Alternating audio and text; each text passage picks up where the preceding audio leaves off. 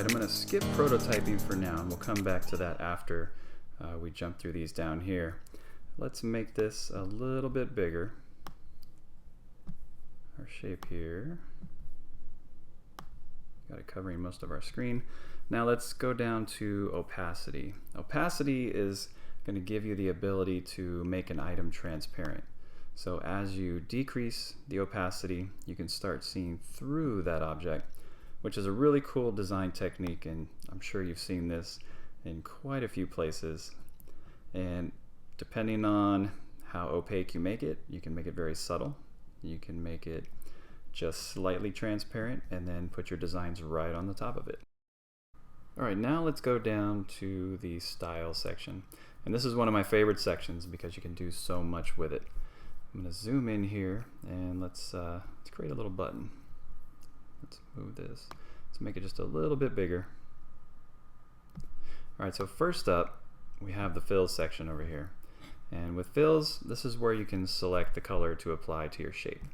So if you click that little box, you've got a couple different options. You can do a solid color, you have the ability to do a gradient, and if you scroll down here you have kind of pre-designed gradients that you can apply, which is pretty handy. I'm going to go ahead and select this kind of burnt orange. You also have the ability to do a radial gradient, angular gradient, or apply a pattern fill. And we'll see some of that within the course, and we'll cover that later. But for now, let's just apply the gradient.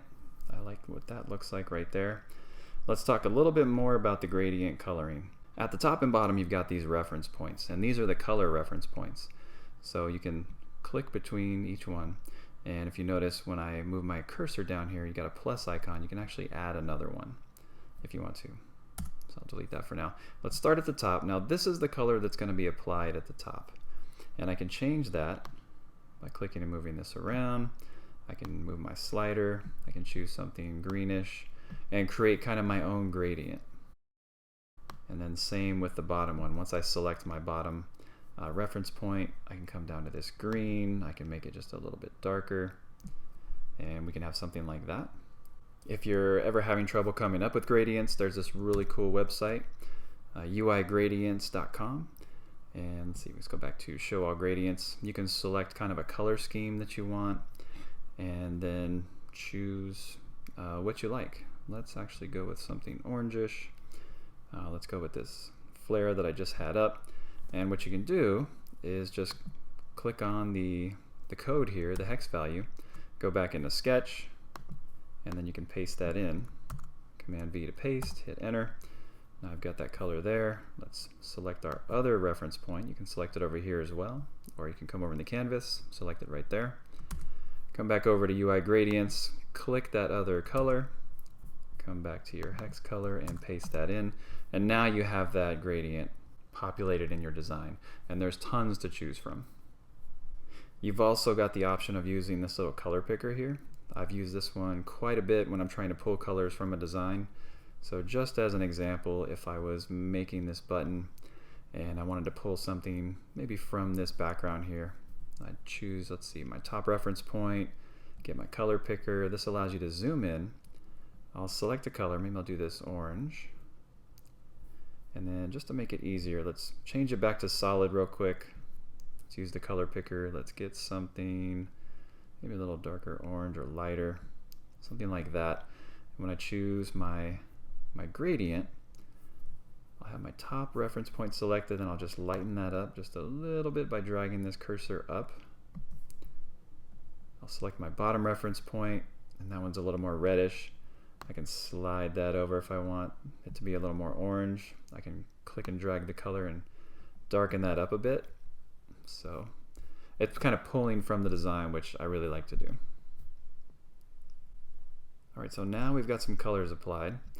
And if we go back over here, you also have opacity here. You can drag down the opacity. And just to see this a little bit better, we'll move it down by a tree, and you can start to see through the button. So another option there of applying opacity. Alright, moving on down, we've got the borders section. If you put a check mark in this box, you'll apply a border to your shape. It's a little thin right now. It's only 1 pixel wide, so it's a little tough to see. You can apply a color to this. Let's do something that we can see, maybe the black. And that gives a little more visibility there. And then you can increase the width. So as I bump it up, it puts a really thick border on there.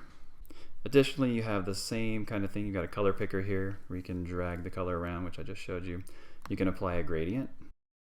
Same things apply within there. Then you also have these three options here on where you want to apply the border. And let's shrink this down a little bit because it looks a little weird.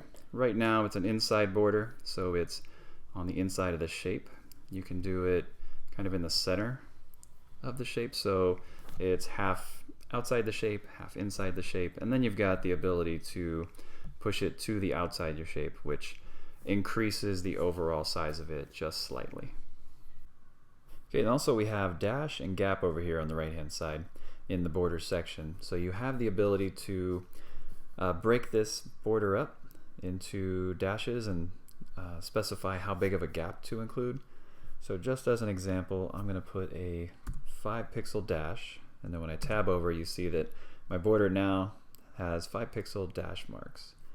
And then I can specify a different gap. Right now I believe the default is whatever you put in the dash. If you leave it by itself, let's bump that up to 10. So now you see there's a 10 pixel gap between each of these, or you have to assume it's a 10 pixel gap. And before we move on, I want to choose a different gradient. Let's change from this black and white. So with my top reference point selected, I'm going to get my color picker here, and let's just choose the top color. So that white line is the top portion of my button. I'm going to choose that, and I think I'm just going to lighten it up just a tiny bit. So now you see the color, if we zoom in here, is just a little bit lighter than that top portion. I'll select my bottom reference point, get my color picker again, and let's choose right next to that line. And I'm going to grab this color selector and drag it down just a tiny bit. Just something subtle. Alright, let's keep working our way down the page here, and next up we have shadows. I'm going to click on that, and by default Sketch is going to apply a shadow that's underneath the button here. Same with a lot of the other buttons. I have the ability to click on the up and down arrows to increase. So with the X, this is going to push from the left side to the right side. So if I increase this value here, and let's just click the up arrow, as I click the increase, you'll see a little shadow start to pop up on the right hand side here. And if I keep on clicking that, it's just going to get more pushed over. So I'm going to go ahead and leave that at 2. And same with the Y. So let's get the little up and down arrows. As I increase this, it's going to push from the top on down.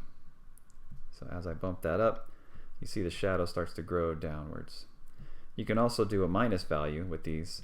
So if I keep clicking the down arrow, now it's going to start pushing from the bottom upwards. Now the blur is just going to blur how much of that shadow is going to show. If I keep bumping it up, it's just going to dissipate more and really fade into that background. If I drop it down more, it's going to get a little more solid, but not quite all the way solid. It's still going to be a little bit transparent, and I'll show you why in a second. So 4 is probably good for now. If I go into my color here, into the color picker, you see the alpha is set to 50. So it's got 50% opacity applied to this color. If I bump this all the way up to 100, it'll be a lot more solid, or at least a lot darker right now because of the blur effect that's applied to it. If I change this blur to 0, it's just going to be a solid color.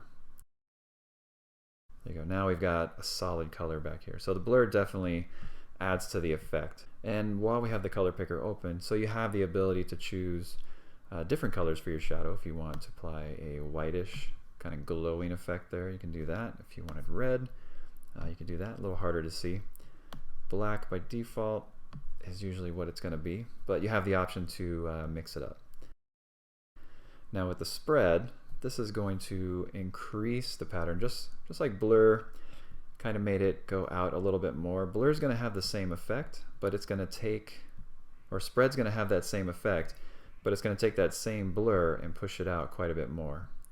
So as I click that, it's a lot more pronounced, and then you might want to apply even more blur to kind of dissipate that.